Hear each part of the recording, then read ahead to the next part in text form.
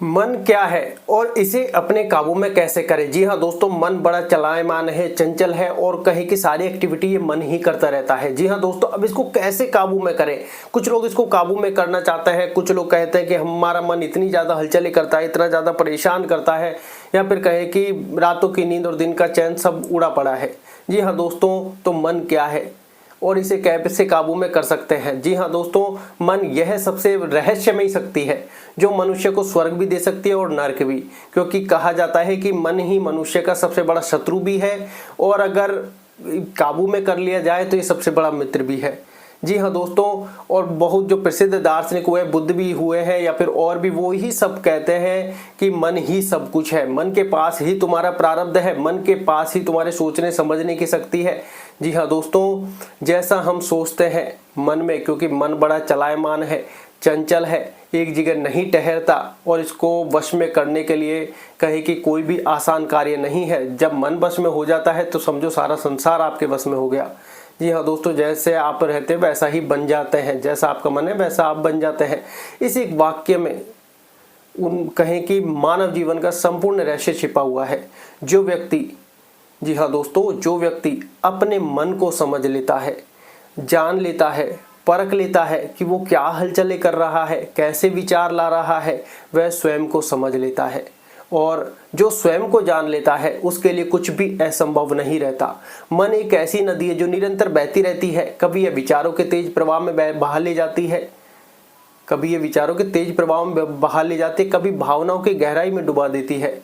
मन का स्वभाव बड़ा चंचल है, यह कभी स्थिर नहीं रहता। जी हाँ दोस्तों, जब तक तुम अपने मन को नियंत्रित नहीं करते तब तक तुम स्वयं के स्वामी नहीं बन सकते, कभी नहीं बन सकते। तुम्हारा मन ही तुम्हारा मालिक बन जाता है और तुम उसके दास, या फिर कहीं कि हम सब उसके दास। लेकिन जब हम ध्यान, जागरूकता और करुणा के माध्यम से मन पर अधिकार प्राप्त कर लेते हैं तब मन हमारा सेवक बन जाता है और वहीं से सच्ची स्वतंत्रता की शुरुआत होती है। जीवन का सबसे बड़ा संदेश यही है, अपना दीपक स्वयं बनो। बुद्ध ने भी यही कहा था कि अपना दीपक स्वयं बनो। जी हाँ दोस्तों, बुद्ध के जीवन का सबसे बड़ा संदेश यही था। उन्होंने काफ़ी मल्टीपल्स गुरुज बनाए थे, लेकिन जब वो सत्य की खोज करने निकले तो लास्ट में उन्होंने कहे कि बुद्ध के जीवन का जो सबसे बड़ा संदेश था वो यही बना कि अपना दीपक स्वयं बनो। उन्होंने स्वयं ने खोज की थी। जी हाँ दोस्तों, इसका अर्थ यह नहीं कि बाहरी प्रकाश को बिल्कुल ही ठुकरा दें। जी हाँ दोस्तों, इसका अर्थ बिल्कुल भी नहीं है, बल्कि यह समझो कि तुम्हारे भीतर ही वह असीम ज्योति है जो अंधकार को मिटा सकती है। बाहर नहीं है, तुम्हारे अंदर ही है। लेकिन इस ज्योति तक पहुंचने में सबसे बड़ा अवरोध है मन। मन भ्रम रचता है, भ्रमित करता है हमको बहुत ज़्यादा। ये चलायमान है, माया बुनता है, कल्पनाओं और इच्छाओं का जाल फैलाता है। यह हमें बाहर की वस्तुओं में सुख खोजने के लिए प्रेरित करता है, जबकि असली सुख भीतर ही है, वो हमारे अंदर ही है। जब हम ध्यान में बैठते हैं तो हमें शांति का अनुभव होता है। अब और ऐसे में देखा जाए तो बुद्ध के कुछ कोट्स भी हैं। बुद्ध ने अपने शिष्यों को ये भी समझाया था कि मन को समझने का सबसे पहला कदम है मन को देखना। जब तुम अपने विचारों को बिना प्रतिक्रिया दिए देखते हो तब तुम मन से अलग होना शुरू करते हो। धीरे धीरे तुम्हें अनुभव होता है कि विचार आ रहे हैं और जा रहे हैं, लेकिन तुम देखने वाले स्थिर हो। यह साक्षी भाव ध्यान का सार है।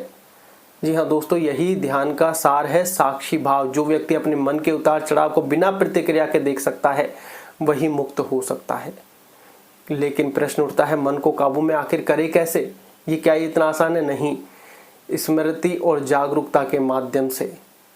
जब भी तुम किसी विचार या भावना में उलझते हो, बस एक क्षण के लिए रुक जाओ और अपने भीतर झांको। उस विचार को पहचानो, उस विचार को पहचानो, पर उससे जुड़ो मत। मन तुम्हें खींचेगा, लेकिन तुम साक्षी बने रहो कि विचार आ रहा है और ये विचार है, मैं इससे पृथक हूँ। धीरे धीरे मन की शक्ति कम होने लगेगी। या फिर आप कह सकते हैं ये विचार मन का है, मेरा नहीं है। वो विचार तुरंत ही धूमिल होने लग जाएगा। यह ऐसे ही है जैसे आग में ईंधन डालो तो वह खुद बुझ जाती है। जी हाँ दोस्तों, जब आप बोलोगे कि ये विचार मेरे मन का है, मेरा नहीं है, तो आप देखोगे कि एक शांति आ जाएगी, वो विचार हट जाएगा, आप उसमें बहेंगे नहीं। मन को काबू, जैसे बुद्ध के कुछ चरण है, जैसे बुद्ध ने कहा है कि बुद्ध के अनुसार अगर कहें तो मन को काबू में करने के 3 चरण उन्होंने बताए हैं। जी हाँ दोस्तों, सबसे पहला जो है वो है स्मृति, समझ और समता। ये 3 प्रकार के उन्होंने बताए हैं। स्मृति का अर्थ है हर क्षण में जागरूक रहना। जैसे तुम चल रहे हो, खाते हो, बोल रहे हो, हर क्रिया में पूरी चेतना से रहो, पूरा ध्यान रखो। समझ का अर्थ है यह जानना कि सब कुछ नश्वर है। आज आपके पास जो भी चीज़ है वो सब कुछ नश्वर है। हम चाहे कुछ भी कैसा भी कर ले, हर साल नए नए मोबाइल लॉन्चेस होते हैं, लेकिन अगले साल ही ये उतर जाते हैं। कोई भी आप कपड़ा खरीद ले, मतलब लाइफ के कोई भी XYZ सारी चीज़ें ओनली ऑन नश्वर है। व्यक्ति को एंड अंततोगत्वा अपने अंदर ही सारी चीज़ें, सारी खुशी खोजनी होंगी। जी हाँ दोस्तों, सब चीज़ नश्वर है, हर चीज़ बदल रही है। जब यह समझ गहरी हो जाती है, जी हाँ दोस्तों, हर चीज़ बदल रही है, हम भी बदल रहे हैं, डे बाय डे हम बदलते जा रहे हैं। कैसे जन्म हुआ था और बुढ़ापे तक कैसे हो जाएंगे, बदल रहा है। तो मन की पकड़ ढीली पड़ जाती है जब हम यह समझने लग जाते हैं कि सब कुछ हो रहा है। और समता का अर्थ है सुख दुख, लाभ हानि, प्रशंसा निंदा, सबको समान भाव से स्वीकार करना। कोई भेदभाव नहीं उनमें। कोई प्रशंसा कर रहा है तो भी धन्यवाद, कोई निंदा कर रहा है तो भी धन्यवाद। कोई पीछे से प्रशंसा कर रहा है या निंदा कर रहा है, कोई मतलब नहीं। हमारा उससे कोई लेन देन नहीं, कोई क्रोध का आवरण नहीं। सबको समान भाव से स्वीकार करना। जब तुम्हारे भीतर यह संतुलन आने लग जाता है कि सबको समान दृष्टि से अब हम देखेंगे, ना हमें मान की परवाह ना अपमान की परवाह, तब तुम्हारे मन कहें कि अपने मन में एक शांति आने लगती है। बुद्ध ने कहा मन को वश में करना कठिन है पर असंभव नहीं है। जी हाँ दोस्तों, क्योंकि यह आसान नहीं है। जो कहे कि यह आसान है, बिल्कुल भी आसान नहीं है, क्योंकि इतना चलायमान है, इतना अत्यंत चलायमान है कि मन को वश में करना कठिन नहीं है। पर इसको कहीं कि पहले जब धीरे धीरे अभ्यास करेंगे तो ये स्लो होने लगेगा। पर मन को वश में करना कठिन है, लेकिन असंभव बिल्कुल भी नहीं है, कि ऐसा नहीं है कि हो ही नहीं सकता। ध्यान में, गहन ध्यान में, हर एक साक्षी भाव में वो होने लगेगा। अब जैसे यहाँ पर देखते हैं कि वो नामुमकिन नहीं है। जैसे एक जंगली हाथी को प्रशिक्षित किया जाता है, वैसे ही मन को भी अभ्यास से साधा जा सकता है। आराम शुरू में ये कठिन लगता है, क्योंकि मन वर्षों से बाहरी इच्छाओं और आसक्तियों का दास बना हुआ है। बहुत ज़्यादा इसमें जिज्ञासा है, बहुत ज़्यादा इच्छा है, बहुत ज़्यादा चाह है। लेकिन धीरे धीरे जब तुम ध्यान में स्थिर होते हो तो मन शांत होने लगता है। पहले ये स्लो होने लगेगा, फिर धीरे धीरे शांत होने लगेगा। और एक दिन ऐसा आता है जब मन स्वयं शांत हो जाता है, बिना किसी प्रयास के। बिना किसी प्रयास के मन की सबसे बड़ी प्रवृत्ति है भटकना। यह अतीत में जाता है या भविष्य में, लेकिन वर्तमान में रहना इसे कठिन लगता है। हम अक्सर भविष्य की चिंता से ही परेशान हैं। अतीत जा चुका है, भविष्य अभी आया नहीं है, केवल वर्तमान क्षण ही जीवन है। इसलिए बुद्ध ने भी यही सिखाया कि उन्होंने सिखाया कि जो भी कर रहे हो तुम जीवन में, जो भी कर रहे हो पूरी उपस्थिति के साथ करो। खाना खा रहे हो तो सिर्फ खाना खाओ, सोचो मत। चल रहे हो तो बस चलो, मन को न भटकने दो, बिल्कुल भी मत भटकने दो। यही कहें कि ध्यान का सार है, वर्तमान में जीना। जी हाँ, और कहें कि बुद्ध से उनके एक शिष्य ने पूछा भी था कि भगवान, मेरा मन बहुत भटकता है, क्योंकि बुद्ध को भगवान मानते थे उनके शिष्य, कि मेरा मन बहुत भटकता है, मैं कितनी भी कोशिश करूं यह स्थिर होता ही नहीं है, या फिर कहें कि स्थिर नहीं होता। ऐसे में बुद्ध मुस्कुराए और बोले, बड़ा प्यारा सा उन्होंने आंसर दिया कि यह मन का स्वभाव है, ये ऐसे ही रहेगा। जैसे हवा का काम है बहना, वैसे ही मन का काम चलना है। तुम उसे रोक नहीं सकते, पर देख सकते हो। जब तुम देखोगे धीरे धीरे ये शांत हो जाएगा। विचारों को नहीं रोका जा सकता। और कहें कि इसके उत्तर में गहरा रहस्य छिपा है। मन को रोकना नहीं, समझना है, क्योंकि रोकने से संघर्ष पैदा होता है और संघर्ष से मन और उग्र हो जाता है, लेकिन समझ से परिवर्तन सहज रूप से होता है। और यहाँ पर बुद्ध ने यह भी कहा था कि मन के 2 प्रकार के शत्रु हैं, अज्ञान और तृष्णा। अज्ञान यह विश्वास कि मैं यह शरीर हूँ, यह नाम हूँ, यह पहचान हूँ। और तृष्णा सुख पाने की असीम इच्छा, सुख पाने की असीम इच्छा बाहरी चीज़ों में। जब तक यह दोनों मौजूद है मन अशांत ही रहेगा। किसी भी प्रकार से मन शांत नहीं हो सकता, क्योंकि हम बाहरी चीज़ों में इतने फंसे हैं। मान सम्मान, यश अपयश, तृष्णा, द्वेष, ईर्ष्या, क्रोध, जबकि क्या लेना देना इन सब से। जब इन सब में भेद आपका खत्म हो जाएगा, यश चाहिए, मतलब कहें कि यश हो रहा है तो भी कोई फर्क नहीं, अपयश हो रहा है तो भी कोई फर्क नहीं, सब हर किसी में समान अवस्था। मतलब ना ईड़ा नाड़ी ना पिंगला नाड़ी, ओनली सुषुम्ना। तब परिवर्तन होने लग जाएगा। जब तक ये सारी बाहरी आवरण रहेंगे, जब तक ये सारी चीज़ें मौजूद रहेगी, मन अशांत रहेगा। लेकिन जब व्यक्ति समझ जाता है कि वह मतलब वो ये शरीर नहीं है, न विचार, वह केवल चेतना है, तब मन का मोह टूटने लग जाता है। जी हाँ दोस्तों, और बुद्ध ने इसी अनुभव को निर्माण भी कहा। वह स्थिति जहाँ मन पूरी तरह से शांत हो जाता है और व्यक्ति सदा के लिए मुक्त हो जाता है। जी हाँ दोस्तों, बुद्ध का जीवन स्वयं मन को काबू में करने का जीवन उदाहरण है। उन्होंने मन को काबू में कर लिया, उन्होंने अपना राजमहल छोड़ दिया। जी हाँ दोस्तों, उन्होंने अपना राजमहल छोड़ दिया, भोग विलास त्याग दिया और वर्षों तक साधना की। शुरुआत में उन्होंने कठोर तप किया, लेकिन अब हम ऐसा करने में असक्षम होते हैं। लेकिन बाद में समझा कि अति से तप या भोग दोनों ही अतियाँ हैं। उन्होंने मध्य मार्ग की खोज की, संतुलन का मार्ग। जी हाँ दोस्तों, उन्होंने ये सब चीज़ें वापस त्यागी, जो भी उन्होंने किया था कि ये अति है, और उन्होंने मध्यम मार्ग की खोज की, कोई ऐसा मार्ग जो बिल्कुल बीच का हो, और वो था संतुलन का मार्ग। यही मार्ग मन के नियंत्रण की कुंजी भी है, चाबी भी है। जी हाँ दोस्तों, लेकिन इसे समझने की आवश्यकता है, क्योंकि ध्यान हमारे जीवन में बड़ा जरूरी है, बड़ा महत्व रखता है। साक्षी भाव, मन तो आपकी बहुत कल्पनाएं करेगा, मन तो आपको कहीं की ऐसी ऐसी कृत्य दिखा देगा, लेकिन आपको समझना है कि ये विचार आ रहे हैं और जा रहे हैं। जब उन विचारों में घुसेंगे नहीं, खुद को अलग करेंगे, धीरे धीरे अभ्यास करेंगे, ध्यान करेंगे, तो हम विचार स्लो हो जाएंगे और हम उनको अच्छी तरीके से ऑब्जर्व कर पाएंगे। जब हम अतियों से बचते हैं और संतुलन में रहते हैं, तब मन सहज रूप से शांत होने लगता है। जी हाँ दोस्तों, मन एक चित्रकार है। ये जैसे जैसे सोचता है, जैसे जैसे ये सोचता है, वैसे वैसे हमारा संसार बनता है। अगर मन नकारात्मक है तो दुनिया नकारात्मक लगेगी, अगर मन शांत है तो दुनिया सुंदर लगेगी। जी हाँ दोस्तों, अपने विचारों को शुद्ध करो हर अवस्था में। विचारों में कहीं भी हमारी डुअलिटी नहीं आए, क्योंकि विचार ही कर्म बनते हैं, कर्म ही आदतें, आदतें ही चरित्र, और चरित्र ही भाग्य। इस तरीके से प्रारब्ध का निर्माण हो जाता है। इसलिए अगर हम अपना भाग्य बदलना चाहते हैं तो अपने मन को बदलना होगा। हमने दुनिया को नहीं बदल सकते। हमने किस प्रकार का चश्मा पहना है, उसी प्रकार के चश्मे से हमें दुनिया नजर आएगी। मन को काबू में करने का अगर कहें कि दूसरा तरीका, करुणा और प्रेम। जब तुम अपने भीतर दया और प्रेम का भाव जगाते हो, हर किसी को एक ही दृष्टि से देखते हो, दया और प्रेम की क्षमा करो, तो मन अपने आप पवित्र होने लग जाता है। और क्रोध, द्वेष, ईर्ष्या, ये मन को जो दूषित करते हैं, ये मन को दूषित करते हैं, क्योंकि षड्विकार हैं। लेकिन जब हम प्रेम फैलाते हैं तो ये सारे विश्व स्वयं नष्ट हो जाते हैं। और कहें कि मैत्री भावना हमारे अंदर आ जाती है। सब प्राणी सुखी हो, इस तरीके के भाव उत्पन्न होने लग जाते हैं।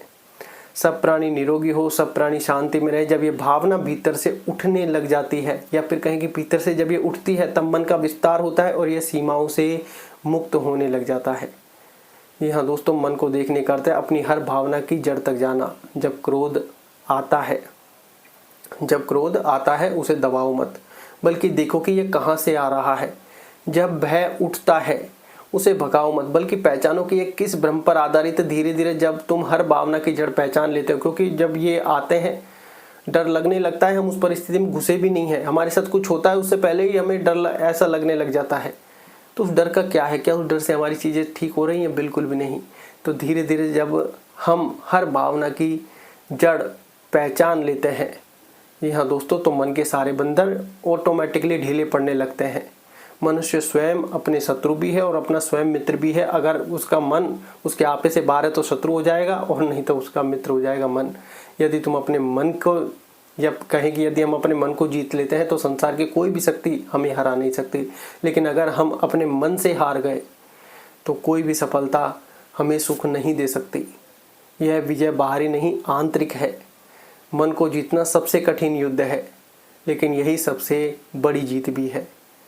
जी हाँ दोस्तों, जैसे बुद्ध के कुछ ऐसे भी हैं जो उन्होंने अपने अंतिम दिनों में भी कहे थे। बुद्ध ने अपने जीवन के अंतिम दिनों में कहा था मैंने तुम्हें सत्य का मार्ग दिखाया है, अब तुम्हें इस पर चलना है। इसका अर्थ यही है, किसी गुरु के शब्द तुम्हें प्रेरित कर सकते हैं। जी हाँ, किसी गुरु के शब्द तुम्हें प्रेरित कर सकते हैं, लेकिन वास्तविक मुक्ति तुम्हें अपने भीतर खोजनी होगी। मन के शांत रहना करना कोई एक दिन का कार्य नहीं है। इसमें सफल होने के लिए आपको अभ्यास करना होगा, निरंतर साधना करनी होगी, निरंतर ध्यान करना होगा, निरंतर साक्षी भाव जागृत करना होगा, निरंतर एक पॉजिटिविटी देखनी होगी, निरंतर मन पर काम आपको करना होगा। और आपने एक बार मन को साध लिया, फिर आपके जीवन से सब प्रकार के कहें कि जीवन में पूर्णतः शांति आ जाएगी। हर दिन हर क्षण हमें स्वयं पर नज़र रखनी होगी। और जब ये जागरूकता स्थायी हो जाती है, तब मन हमारे नियंत्रण में आ जाता है। मन को नियंत्रित करने का अंतिम रहस्य अनासक्ति। जब हम किसी वस्तु व्यक्ति या परिणाम से आसक्त नहीं रहते तो मन स्वतः शांत हो जाता है, क्योंकि मन की सारी उथल पुथल चाहने से आती है। कुछ पाना जीवन में हम पाते ही हैं, कुछ खोने का डर, किसी चीज़ को पकड़ने की इच्छा, यही मन की बेचैनी का सबसे बड़ा कारण है। लेकिन जब हम इन इच्छाओं को जाने देते हैं तो भीतर एक गहरी शांति जन्म लेती है। जी हाँ दोस्तों, यही शांति बुद्ध ने निर्वाण कहा। अगर बुद्ध के शब्दों में कहें कि जब हम छोड़ देते हैं तो सब कुछ पा लेते हैं। छोड़ना यहाँ त्याग नहीं बल्कि समझ का परिणाम है कि जो हमारा है वो हमारे पास आ जाएगा। फालतू की इच्छा चाहने से हम कहें कि और ज़्यादा अग्रेसिव हो जाते हैं और ज़्यादा परेशान हो जाते हैं। जो हमारा है वो हमारे पास आएगा। छोड़ना यहाँ त्याग नहीं है बल्कि छोड़ दिया, हम सिर्फ अपना कर्म कर रहे हैं, जो आना है वो आएगा तय समय पर। बल्कि छोड़ना यहाँ त्याग नहीं बल्कि समझ का परिणाम है। जब हम समझते हैं कि कुछ भी जीवन में स्थायी नहीं है, ना सुख न दुख, ना मान न अपमान, न यश न अपयश, न क्रोध न द्वेष न ईर्ष्या, मतलब कुछ भी स्थायी नहीं है जीवन में। जो आज हमारे पास है, चाहे वो फैमिलीज हो, माता पिता हो, बच्चे हो, एवरीथिंग, मतलब कुछ भी हो लाइफ के जीवन में, कुछ भी कहें कि परमानेंट नहीं है। तब पकड़ने का प्रयास ही खत्म हो जाता है और तभी हम वास्तव में स्वतंत्र हो जाते हैं कि सब चीज़ नश्वर है। मन को समझने की इस यात्रा में सबसे महत्वपूर्ण है ध्यान को जीवन का केंद्र बना दिया है। जी हाँ दोस्तों, बुद्ध ने भी ध्यान के ऊपर बड़ा जोर दिया था। उन्होंने कहा कि ध्यान ही एकमात्र मार्ग है जो तुम्हें दुख से मुक्त कर सकता है। ध्यान का मतलब ये ऐसे नहीं है कि जब तुम ध्यान में बैठते हो तो मन धीरे धीरे शांत होता है। और जब हम कहें कि हर चीज़ के जब भी कोई विचार आता है तब भी हम उसके ऊपर ध्यान रखते हैं। हम किस अवस्था में, मान लो खाना खा रहे हैं तो खाने पर ही ध्यान हो। ऐसा नहीं है कि हम सिर्फ ध्यान में आंख बंद करके बैठ गए तो वहीं ध्यान रखना है। हमको धीरे धीरे अपने खाने पर वहीं पर फोकस करना है कि हम खाने पर बैठे हैं तो खाने पर ही है। लेकिन हम आज की जर्नी में कभी टीवी चला लेते हैं, कभी मोबाइल, तो ये भी हमारे कहें कि एक नुकसान का कारण बन रही है कि जब हम ध्यान में बैठते हैं तो मन धीरे धीरे शांत होता है। शुरुआत में यह संघर्ष करता है, थोड़े से विचार बढ़ा भी देता है, थोड़े से आपको विचारों में फंसा लेता है। लेकिन जब हम लगातार जागरूक बने रहते हैं तो ये मान जाता है। और जब मन शांत होता है तो एक बुद्धत्व प्रकट होता है, वही प्रकाश जो हर आत्मा में छिपा है। मन को काबू में करने का अर्थ यह नहीं कि तुम विचारों को मार दो, वो ऐसा पॉसिबल नहीं है, बल्कि यह है कि तुम उनके मालिक बनो। विचार आए जाए लेकिन तुम केंद्र में स्थिर रहो। जैसे समुद्र की लहरें उठती और गिरती हैं पर गहराई में शांति बनी रहती है, वैसे ही जब तुम भीतर स्थिर रहते हो, डगमगाते नहीं हो किसी परिस्थिति से, तब बाहरी हलचल तुम्हें प्रभावित नहीं करती। जी हाँ दोस्तों, बाहर नहीं भीतर देखो। जो कुछ भी खोज रहे हो वह पहले से तुम्हारे भीतर है। शांति भी भीतर मिलेगी, सब कुछ भीतर मिलेगा। तुम्हारा मन, या फिर कहे कि हमारा मन हमारा संसार बनाता है। इसे शुद्ध करो और संसार पूरा के पूरा ऑटोमेटिकली शुद्ध हो जाएगा। हमारा मन, हमारा नज़रिया किस प्रकार का है उसे शुद्ध करने में लग जाओ। अगर हम अपने भीतर प्रकाश जलाएंगे तो अंधकार अपने आप मिट जाएगा। अगर हम अपने विचारों को प्रेम से भरेंगे तो जीवन आनंदमय हो जाएगा। मन हमारा सबसे बड़ा साधन है, उसे अपना मित्र बनाओ। और जब मन हमारा मित्र बन जाता है तब कोई भी दुख हमें छू नहीं सकता। यह वही ज्ञान है जो बुद्ध ने भी बोधि वृक्ष के नीचे अनुभव किया कि मन को समझो, मन को पार करो और तुम मुक्त हो जाओगे। क्योंकि जब मन शांत होता है तब ही बुद्धत्व प्रकट होता है और तब जीवन एक गहरी शांति, करुणा और आनंद में बदल जाता है। जी हाँ, तो आप ये बात ध्यान रखें, मन को काबू में कैसे करें, उस पर अपना ध्यान को जीवन में बड़ा महत्व दिया गया है। ऐसा नहीं कि आप रीढ़ की हड्डी सीधी करके या फिर ऐसे उस तरीके से बैठ सकते हैं। बहुत सारी 112 अवस्थाएं हैं। आप नॉर्मल सा जब अपने दैनिक जीवन में खाली भी हैं तो भी बिना मोबाइल छुए चाहे 10 मिनट ही बैठे, एकांत में आप बैठ जाएं, चुपचाप, कोई शब्द नहीं, विचार आ रहे हैं तो उनको आने दो।